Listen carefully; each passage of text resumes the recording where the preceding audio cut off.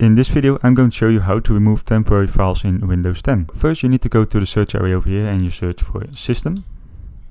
Then you open up the system. And now you need to go to Storage over here. And you will see temporary files over here. So we select the temporary files.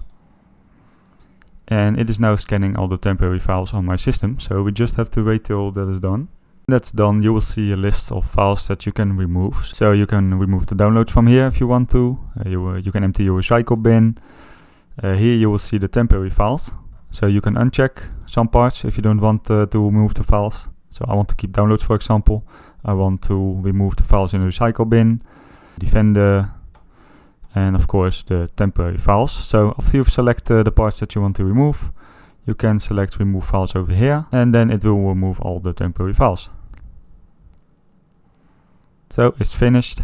And now, as you can see, it shows 0 bytes at the parts that we just removed the files from. So this is how to remove temporary files in Windows 10.